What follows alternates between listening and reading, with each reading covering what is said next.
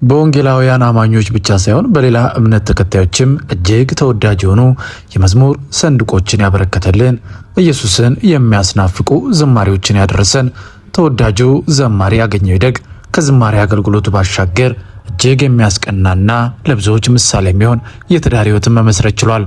በዛሬው ፕሮግራማችን የተወዳጁ ዘማሪ አገኘው ይደግንና የባለቤቱን 30 ዓመታት በትዳር አኒቨርሰሪ አስመልክቶ ያልተሰሙ እውነታዎችንና ሚስጥሮችን ታደምጣላችሁ።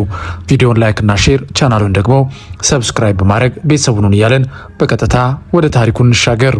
ዛሬ የምንመለከተው ታሪክ ፈተናና በበረከት ውስጥ አልፈው የ30 ዓመታት የፍቅር አብነቶችን ስለጨበጡት ስለ ተወዳጁ ዘማሪ አገኘውና ስለ ባለቤቱ ሙልዬ ነው። የተወዳጁ ዘማሪ አገኘው ይደግና ባለቤቱ የፍቅራቸውና የህይወት ጉዟቸው መነሻ ከዛሬ 30 ዓመታት በፊት ነበር። ይህ ጉዞ የጀመረው በሁለት ሰዎች ተራ ጥምረት ብቻ ሳይሆን በእግዚአብሔር ፍቃድ ላይ የተመሰረተ ነበር። መጽሐፍ ቅዱስ በምሳሌ ምዕራፍ 24 ቁጥር 3 ላይ እንደሚናገር ቤት በጥበብ ይሰራል በማስተዋልም ይጸናል እንደሚለው የእነርሱም ቤት በታማኝነትና በጥበብ የታነጸ ነው። ዘማሪ አገኘው ይደግና ባለቤቱ ሙሉዬ በጋብቻ ሲጣምሩ የነበራቸው ወርሃዊ ደሞዝ 200 ብር ብቻ ነበር። ቢሆንም በዛች ጥቂት ገንዘብ ውስጥ እንኳን ታማኝነታቸውን በመጠበቅ 20 ብሩን ለአስራት አውጥተው 180 ብሩን ለቤት ኪራይና ለሌሎች ወጪዎች አብቃቅተው ይጠቀሙ እንደነበረ ወደኋላ ዞር ብለው ያሳለፉትን ጊዜ እያነሱ ይናገራሉ። ይህ እጅግ የሚደንቅ እውነት ነው። ባለቤቱ ሙሉዬ የነበራት ድርሻ በገንዘብ መጠን የማይለካ ነገር ግን በባለቤቷ በዘማሪ አገኘው ይደግ ሕይወት ውስጥ ያላት ቦታ እጅግ ከፍ ያለ ነበር። እርሷ በእውነት ጠንካራ የጸሎት ሴት ናት እያለ ስለ ባለቤቱ የሚናገረው ዘማሪ አገኘው ይደግ ከእግዚአብሔር ቀጥሎ የሙሉዬ ጸሎትና አገልግሎት ባይኖር የዛሬው የህይወት ምዕራፍ እንዴት ሊሆን እንደሚችል ማሰብ እንኳን እንደሚከብድ ይመሰክራል። መጽሐፍ ቅዱስ በያዕቆብ ምዕራፍ 5 ቁጥር 16 ላይ የጻድቅ ሰው ጸሎት በስራዋ እጅግ ኃይል ታደርጋለች እንደሚል የሙሉዬ ጸሎት ለዚህ ትዳር መቆም ትልቅ ምሰሶ ነው እያለ ዘማሪ አገኘው ይደግ ስለ ባለቤቱ ሙሉዬ ያለውን ጠንካራ ፍቅርና አክብሮትን ይገልጻል። የተዋወቁበት መንገድም ቢሆን የእግዚአብሔርን መሪነት የሚያሳይ ነበር። ዘማሪ አገኘው ይደግ ሙሉዬን ለመጀመሪያ ጊዜ ያገኛት በእህቷ አማካኝነት ነው። እህቷ በሊሴ ገብረ ማርያም ትምህርት ቤት አስተማሪ ስለነበረች የምስጋና ፕሮግራም ላይ በተገናኙበት ወቅት አጋጣሚው ተፈጠረ። በኋላም አሁን ወደ ጌታ ሄደው ያን ጊዜ በሉትራን ቸርች ሰባኪ የነበረው አንደኛ ሚዜያቸው ናደው ወደ ፕሮግራማቸው ይዟት መጣ። ወደ ፕሮግራሙ እንደመጣችም በዚያም ወቅት የተፈጠረው መግባባት ከጊዜ በኋላም የብሬል ጽሑፍ አስተምረኝ ብላ ስትጠይቀው ዘማሪ አገኘው ይደግም በደስታ ተቀብሎ ከዛን ጊዜ ጀምሮ ጊዜን የሚያሳልፉበት መለኮታዊ አጋጣሚ ተፈጠረ።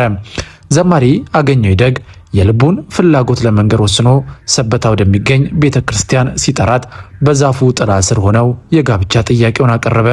ምንም እንኳን ሙሉዬ ለ2 ወራት ያክል ማሰብ ይኖርብኛል ብላ ብታንገራግርም በመጨረሻ ግን መልካም ምላሽን ለዘማሪ አገኘው ይደግ ሰጠችው።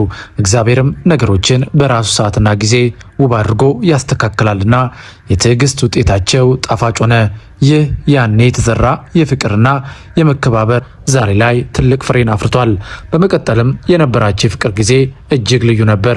እጅ ለእጅ ተያይዞ መሄድ ባይቻልም የምንወደው አገልጋይ ዶክተር ማሙሻ ፈንታ ዘማሪ አገኘው ይደግን በተለያዩ እንግዲህ መድረኮች ላይ ሲያገለግል አብሮት ነበርና በዚህም ጊዜ አልተለየውም። እሱን ደግፎ በመውሰድ ለገሃር ሚኒ አጠገብ ባለው ዘንባባ ስር ያደርሳቸዋል። በዚያም የወደፊት ህይወታቸውን በጋራ ያልሙ ነበር።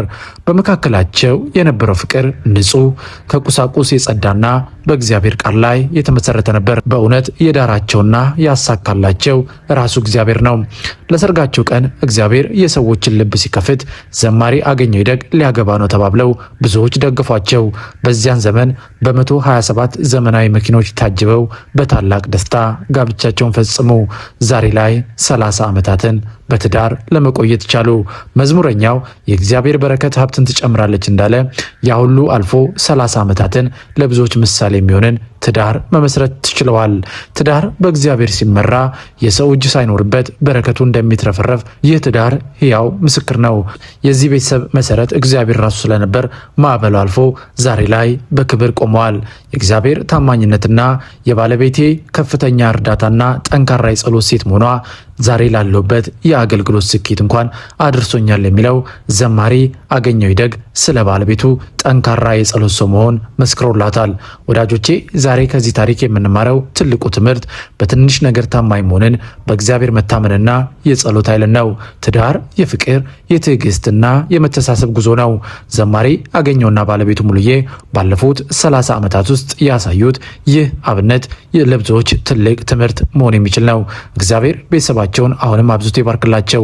እናንተም ይህንን ድንቅ ታሪክ ከወደዳችሁት ቪዲዮን ላይክ በማድረግ ለወዳጅ ዘመዶቻችሁ ሼር በማድረግ እንዲሁም ቻናላችንን ሰብስክራይብ በማድረግ ቤተሰቡኑ ከዘማሪ አገኘው ይደግና ባለቤቱ ምን ተማራችሁ?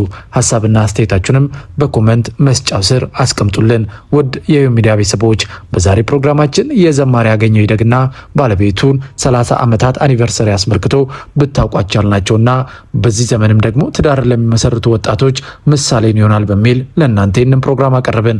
በፕሮግራማችን ላይ ያላችሁን ማንኛውንም ሐሳብና አስተያየት ልሰጡን ትችላላችሁ። እኛም ደግሞ ብትሰሟቸው ብታውቋቸው ያልናቸውን መንፈሳዊ መረጃዎች በአዲስ አቀራረብና ይዘት ወደ እናንተ ማቅረባችንን እንቀጥላለን።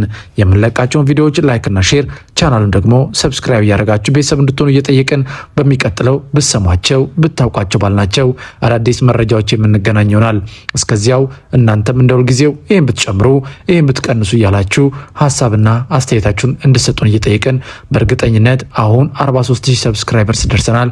በቅርቡ ደግሞ 50000 100,000 ያልን አብረን ትልቅ ቤተሰብን እንደምንመሰረት እናምናለን። ጌታ ቢፈቅድና ብንኖር ደግሞ የተለያዩ ፖድካስቶችን የዘማሪዎችና አገልጋዮችን የህይወት ታሪክ ጨምረን ወደ እናንተ የምናቀርብ ይሆናል። በሚቀጥለው በሌላ ፕሮግራም እስከምንገናኝ በያላችሁበት የዓለም ጥግ የጌታ ሰላምና ፍቅር ከሁላችሁ ጋር ይሁን እያለን በዚሁ ተሰናበትን። መልካም ጊዜ ይሁንላችሁ።